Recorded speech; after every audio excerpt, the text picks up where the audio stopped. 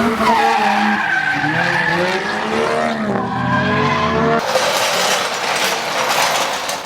up?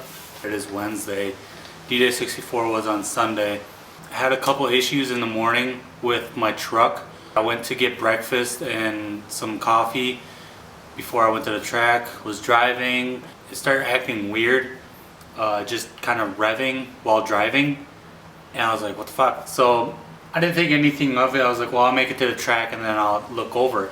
Well, I turned onto the road to get to the track. About a mile away, my transmission just completely gave out. Nothing.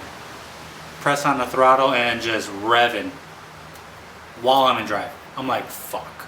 I'm sitting there and I'm trying to figure this out and I have no idea what to do. So I was like, fuck it. I unloaded my car. I stuffed my car with pretty much whatever I can put into it. Drove it to the track. Thank God I had some homies there. A homie drove me back to my truck to get my extra set of wheels and tires, so I'm grateful for that. Didn't really want it to ruin my day with my truck being on the side of the road, so I just pretty much just put it in the back of my head and forget about it and just worry about my car and driving on the track.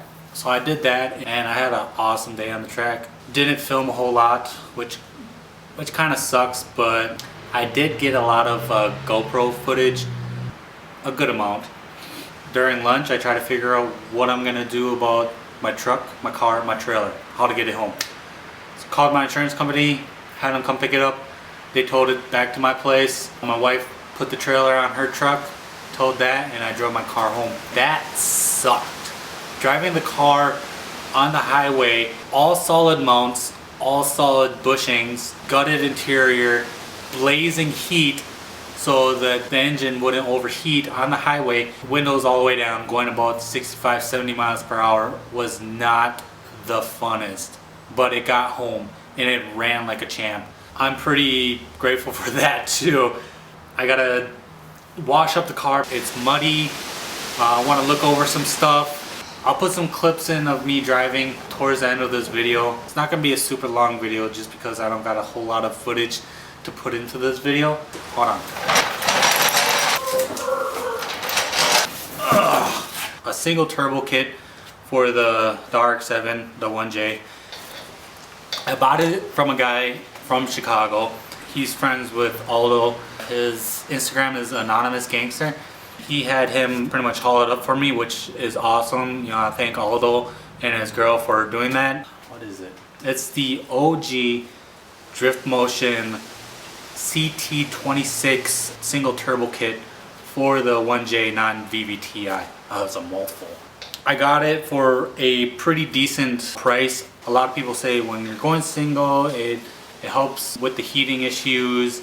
It's way better than the twins, but I've been having such good feedback from the twin turbos that I kind of wanted to take those off, send them to Drift Motion, or buy a different set and send those to Drift Motion so that they can rebuild them with better internals. I think they build them a little bit bigger and put them back in and just run it like that. I like the response of the twin turbos. It gets enough power down to the fucking wheels. It does the job. This came on Craigslist and I just felt like if I don't get it, I'd probably regret it. I got it at a good price that if I don't really want it, I'll probably just sell it and try to make my money back. The CT26 is rebuilt by Drift Motion with the Garrett internals. The guy said that he didn't run it on his car. He got it a while back and he just different route, probably with a T4 setup. I had this truss elbow laying in my basement from my RB20, so that just slid on there so I can throw some couplers that I have. That fits on there with the 3-inch outlet. This fits on there with the 3-inch outlet, so I don't have to buy a ton of stuff for it, which is awesome. I just got the water lines. I bought something cheap from eBay that they just bolt on, and then they have 2 ports coming out that go into AN lines to stainless steel braided lines. You can hook them up by the throttle body where the water pump is. People say that it's a straight bolt on. Like, I got everything. Hold on. I got everything for the downpipe. It's got the wideband and then the O2 sensor already welded in there.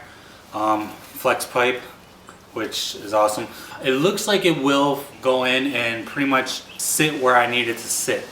And then I can just work off, you know, here. And I don't know if I want to put on racing cat I have, but I can if I want to. I don't know if I will or not. And it comes with the manifold, which it looks pretty restrictive, but like I said, it was a good deal for a straight bolt-on kit for the price I got it for. I just couldn't really pass it up.